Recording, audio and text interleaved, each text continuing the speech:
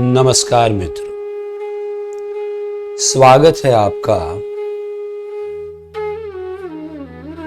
फिर से एक बार ये मन और शरीर के सफर में। हमारा शरीर पंच महाभूतों का बना हुआ है। वैसे ही हमारे शरीर में पंच वायु कार्यरत है। प्राण, अपान, समान, उदान और व्यान। हर एक वायु का अपना एक कार्य और महत्व।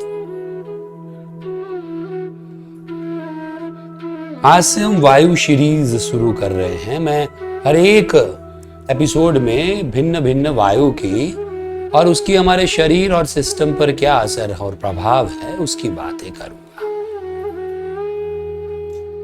आज हम बात करेंगे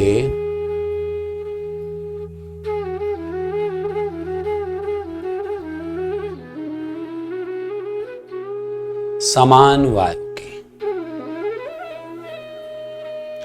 अगर समान वायु की बात की जाए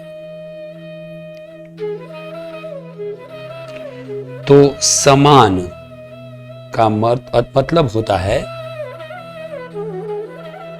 पावरफुल, शक्तिशाली। और समत वायु, समान वायु को समत वायु भी कहा जाता है, जिसका मतलब होता है बैलेंस, हार्मनी। अगर किसी व्यक्ति के पास भरपूर शक्तियां और पावर है परंतु उसमें ठहराव और समता नहीं है तो सबसे बड़ा डिजास्टर हो जाएगा। ऐसे बहुत सारे उदाहरण हम लोगों ने देखे हैं। समाज में बहुत सारी व्यक्तियों जिसके पास बहुत सारा पावर है लेकिन समानता, समता नहीं है, तो वो एक डिजास्टर की तरह है। और अगर किसी व्यक्ति के पास समानता है, समता है, पर वह शक्तियां या पावर नहीं है तो वो भी कुछ काम का नहीं है। समान वायु पर अगर थोड़ा ध्यान दिया जाए, अगर उसे एक्टिवेट किया जाए तो व्यक्ति में पावर और प्रेजेंस, माने कि समानता, दोनों एक साथ में आते हैं।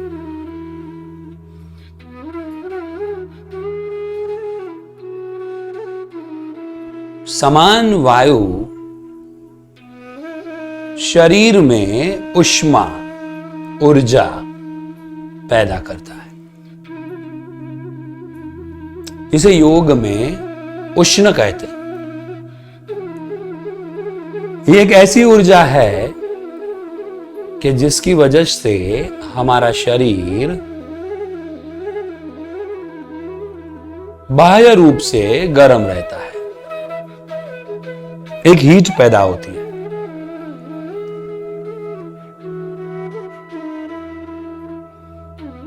भारत की अलग अलग व्यवस्था देखे तो अगर आप किसी व्यक्ति को हाथ लगाए और वो ठंडा हो, या उसके नाक को हाथ लगाए और वो ठंडा हो, तो उसके बाद तुरंत उसकी ब्रीदिंग मापी जाती है। और ब्रीदिंग बंद है या वो ठंडा पड़ गया है तो उसमें जीवन नहीं है, ऐसा माना जाता है। तो ये जो समान वायु है, ये समान वायु शरीर में ऊष्मा और ऊर्जा का एक स्रोत है।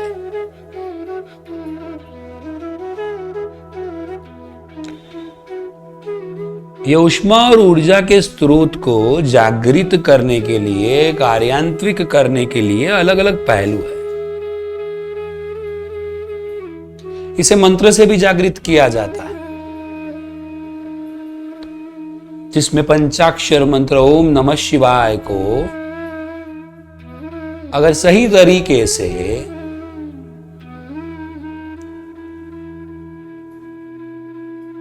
नाद योग के उपयोग से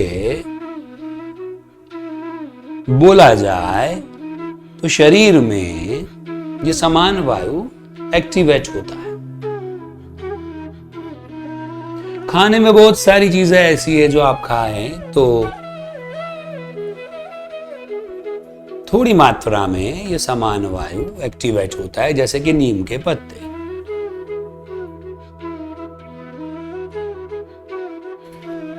विविध प्रकार के आसन और क्रियाएं करने से भी समान वायु को आप पर्याप्त मात्रा में एक्टिवेट कर सकते हो। अगर मैं आसन की बात करूं तो सूर्य नमस्कार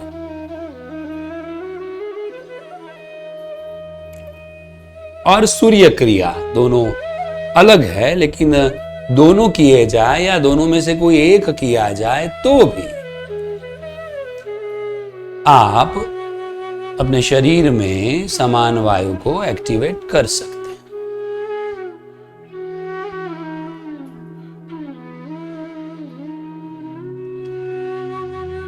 विविध प्रक्रिया से भी समान वायु को एक्टिवेट किया जा सकता है। तो शरीर में ऊष्मा, ऊर्जा और चेतना का विकास करने के लिए, क्योंकि ये जो पांच वायु है वो हमारी एनर्जी है, और अगर शरीर को हम माध्यम माने, एक यंत्र माने, तो यंत्र को सुचारू रूप से चलाने के लिए हमें ये लाइफ एनर्जी को एक्टिवेट करना बहुत जरूरी है।